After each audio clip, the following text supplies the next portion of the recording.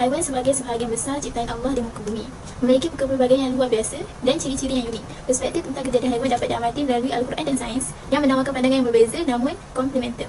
Dari sudut pandang Al-Quran, seperti yang dinyatakan dalam surah An-Nur ayat 45, Allah menciptakan semua jenis haiwan dari air, memberikan kategori berdasarkan cara berjalan mereka dan menegaskan kekuasaannya yang maha berkuasa atas segala sesuatu. Perspektif sains menekankan penjelasan ilmiah dan pemahaman biologis tanpa dimensi spiritual. Kajian kumpulan kami ini mempunyai 3 objektif utama. Yang pertama, membincangkan kelebihan haiwan di sebalik kejadiannya terhadap manusia menurut pandangan Al-Quran dan sains. Selain itu, mengetahui rahsia penciptaan haiwan khususnya kepada serangga menurut pandangan Al-Quran dan sains. Akhir sekali, menguraikan kategori dan sifat-sifat haiwan berdasarkan perspektif Al-Quran dan sains.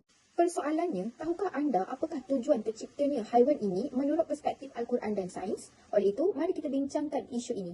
Objektif pertama ialah membincangkan kelebihan haiwan di sebalik kejadiannya terhadap manusia dari sudut pandang Al-Quran dan sains. Yang pertama ialah tanda kecerdasan dan kebaikan Allah SWT seperti mana dalam surah Al-An'am yang bermaksud setiap makhluk baik binatang maupun burung-burung terbagi dalam berbagai kelompok seperti manusia. Allah yang menciptakan, memberi rezeki dan ilmunya mencakup dalam semua hal. Takdir semua makhluk tertulis dalam Al Mahfuz dan pada hari kiamat mereka akan dihimpun seperti Bani Adam saling bersaksi dan menjadi debu sesuai kehendak Allah SWT. Seterusnya adalah sebagai pemanfaatan oleh manusia seperti mana dalam surah Al-Nahl menyatakan bahawa Allah menciptakan kuda, kedai dan binatang lain untuk dimanfaatkan manusia sebagai kenderaan atau perhiasan. Selain manfaat yang terlihat, contoh kemampuan untuk ditunggangi, binatang-binatang ini juga memiliki manfaat yang lain seperti dagingnya boleh dimakan. Allah juga ciptakan hal-hal yang menakjubkan yang mungkin kita tak ketahui secara terperinci.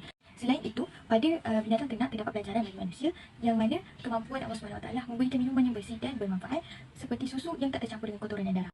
Yang ketiga ialah sebagai contoh terhadap sesuatu sifat ataupun perbuatan.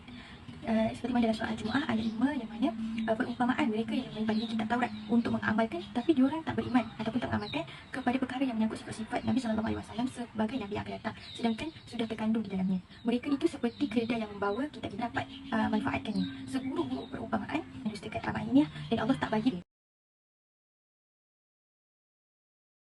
Dan di dalam surah An-Naml ayat 18 juga menceritakan berkaitan dengan semut yang dapat berbicara dan mereka melakukan pembicaraan dengan sesamanya. Di sini, saya akan membincangkan tentang kelebihan haiwan di sebalik kejadiannya terhadap manusia dari sudut pandangan sains. Yang pertama, haiwan berperanan dalam menjaga keseimbangan ekosistem dan alam. Keseimbangan ekosistem amat penting bagi meneruskan kelangsungan hidup bagi haiwan secara langsung atau tidak langsung. Yang kedua, haiwan mempunyai banyak kelebihan dari segi kajian biologi. Dan ini termasuklah pelbagai aspek kehidupan haiwan yang dapat memberikan pemahaman mendalam kepada para penyelidik dan ahli biologi. Kajian biologi haiwan membantu kita memahami tingkah laku haiwan dan cara mereka berkomunikasi.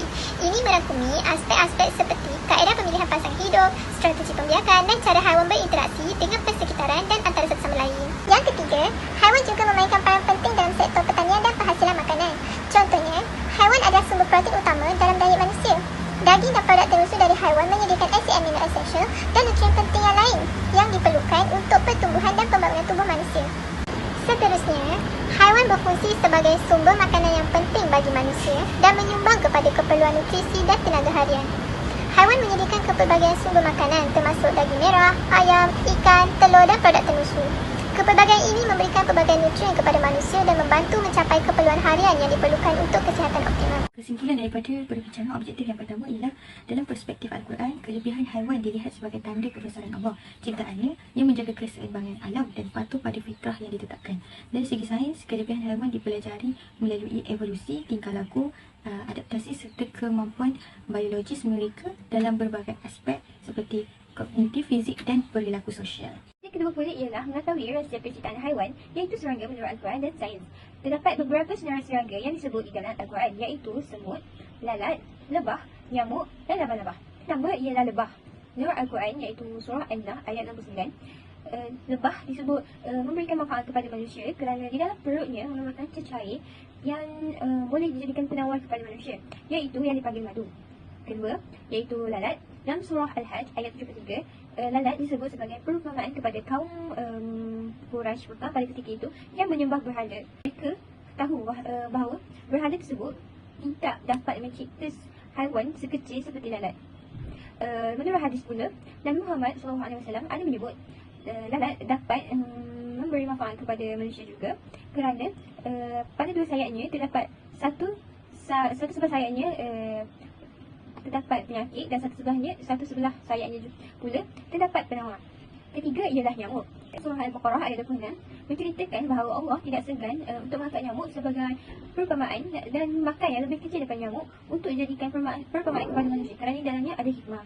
Ciptaan serangga menurut sains. Salah satu ciptaan Allah SWT yang teragung adalah ciptaan haiwan serangga. Jenis haiwan serangga yang pertama yang kita akan bincangkan adalah lebah. Hanya koloni lebah betina sahaja yang mengatur dan mencari makanan serta menguruskan sarang mereka. Dari segi persenyawaan antara lebah ini pula, lebah jantan, tugas utama lebah jantan ni hanyalah untuk melakukan persenyawaan dengan lebah betina ataupun kita panggil lebah permaisuri.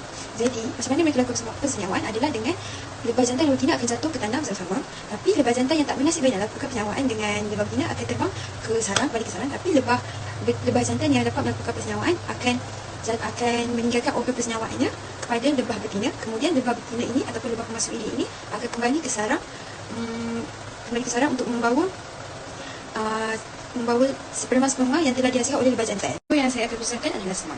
Semut juga seperti lebah, di mana hanya semut betina sahaja yang menjalankan kerja. Contoh, cari makan, uruskan sarang-sarang. Jadi, haiwan spesies semut ini melalui perkembangan yang dipanggil sebagai metamorfosis, iaitu daripada telur bertukar menjadi kepada larva, kemudian menjadi kepada pupa atau terhubung, dan paling sekali mereka ini akan bertukar menjadi semut dewasa, dipanggil semut dewasa. Seterusnya, saya akan menerangkan perbandingan antara Al-Quran dan sains sebagai objektif kedua. Menurut Al-Quran, rahsia penciptaan serangga lebah dan lalat di dalam Al-Quran ialah memberikan manfaat kepada manusia. Bukan itu sahaja, penciptaan lalat, nyamuk, laba-laba dan semut dalam Al-Quran adalah sebagai perumpamaan dan dapat memberikan pengajaran kepada manusia. Manakala menurut sains pula, didapati bahawa serangga seperti lebah dan lalat di dalam sains dianggap sebagai penawar kepada manusia dalam bidang kesihatan. Di samping itu, nyamuk, laba-laba dan semut di dalam sains dianggap sebagai penyelidikan kepada manusia dalam bidang pendidikan. Objektif yang ketiga iaitu menghuraikan sifat dan kategori haiwan menurut perspektif Al-Quran dan sains. Dalam surah Taha ayat 20 dalam Al-Quran membahas peristiwa ketika Allah memberikan tugas kepada Nabi Musa AS untuk menyampaikan risalahnya kepada Fir'aun yang menyatakan dirinya sebagai Tuhan. Dalam konteks ini, Allah memberikan Musa sebuah mukjizat atau tanda sebagai bukti kebenaran kenabiannya.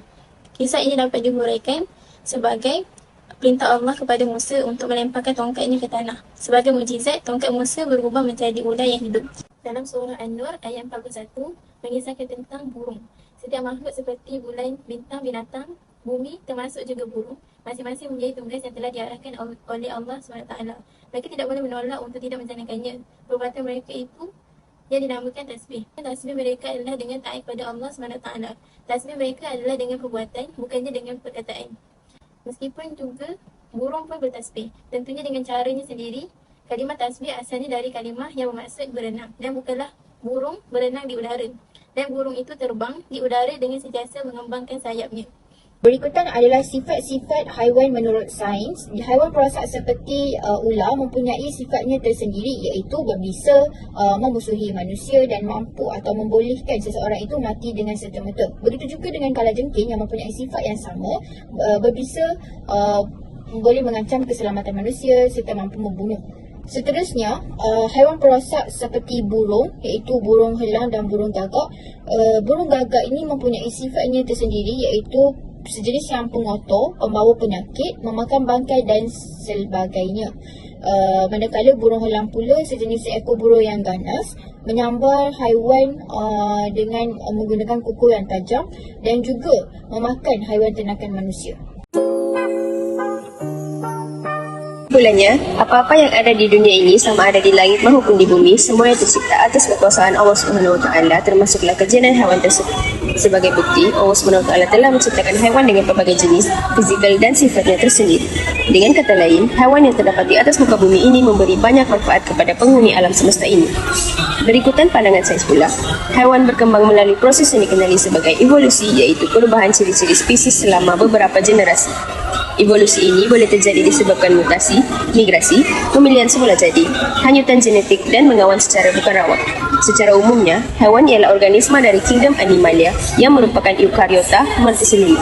Selain itu, haiwan juga boleh diklasifikasikan sebagai sumber perubatan yang boleh menyembuhkan penyakit yang ada pada manusia. Walau bagaimanapun, kajian sains berkenaan dengan kejadian haiwan ini tidaklah bercanggah begitu banyak dengan Al-Quran.